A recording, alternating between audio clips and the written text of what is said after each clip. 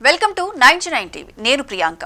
శబరిమలలో ఈసారి భక్తుల రద్దీ క్రమంగా పెరగడం మాత్రమే కాదు, పుట్ట పగిలినట్టు ఒక్కసారిగా భక్తుల దండు పోటెత్తింది. అయ్యప్ప దర్శనం కోసం భక్తులు 12 గంటలకు పైగా బారులు తీరి నిలబడ్డారు. గంటలు కాదు, పగలు రాత్రి కొనసాగిన రద్దీలో నీళ్లు లేక, వసతి లేక ఇరుక్కుపోయారు. ఈ మొత్తం అస్తవ్యస్తంపై హైకోర్టు ఆగ్రహం వ్యక్తం చేసింది. అయితే ఈ రద్దీ వెనుక రాజకీయ కుట్ర ఉందన్న ఆరోపణ కొత్త కలకలం రేపుతోంది. శబరిమల అయ్యప్ప స్వామి సన్నిధానం మండల మకర విలక్కు సీజన్లో భక్తుల రద్దీ పెరగడం సహజమే. కానీ ఈసారి పరిస్థితి పూర్తిగా అదుపు తప్పింది.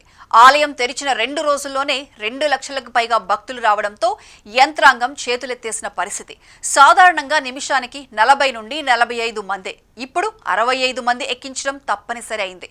అయినా క్యూలు కిలోమీటర్ల మేర పెరిగిపోయాయి. భక్తులు 10 నుండి 12 గంటలు తాగునీరు లేకుండా, విశ్రాంతి లేకుండా నిలబడాల్సిన పరిస్థితి.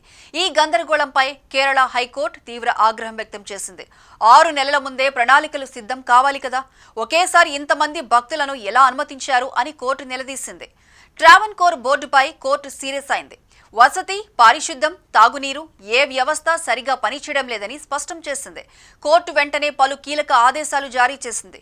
రోజుకు 75,000 మందికే దర్శనం, స్పాట్ బుకింగ్ కేవలం 5,000 మందికే, నీలక్కల్ నుంచి సన్నిధానం వరకు అదనపు బయో టాయిలెట్లు, పంబా సన్నిధానం నడక మార్గాల్లో తాగునీటి సౌకర్యం తప్పనిసరి చేయాలని ఆదేశాలిచ్చింది.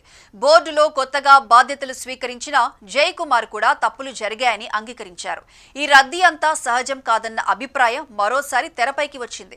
ఇది రాజకీయ కుట్ర కావచ్చని ఓ మంత్రి సంచలన ఆరోపణ చేశారు.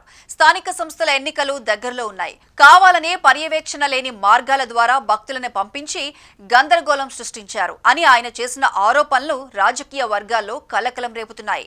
శబరిమల భక్తుల రద్దీ సమస్య కాస్త రాజకీయ రంగు పులుముకుంది. ప్రభుత్వం, దేవస్థానం బోర్డు ముందస్తు సన్నాహాలు చేయలేదు, అందుకే భక్తులు ఇంత కష్టపడ్డారు అని విమర్శలతో విరుచుకుపడుతోంది. దేవస్థానం బోర్డు మాత్రం ఇంత దూరం వచ్చిన భక్తులు ఎవరూ దర్శనం లేకుండా వెళ్లరు, కాబట్టి రద్దీ తగ్గించేందుకు చర్యలు తీసుకుంటున్నామని చెబుతోంది. రాజకీయాలు ఎంత ఉన్నా, యంత్రాంగం ఎంత బలహీనపడ్డా అయ్యప్పపై భక్తుల విశ్వాసం మాత్రం ఒక్క అంగుళం కూడా తగ్గడం లేదు. శబరిమల చేరాలంటే ఎంత దూరమైనా, ఎంత కష్టమైనా వెనుదిరగమని స్పష్టంగా చెప్తోంది ఈ రద్దీ కథ.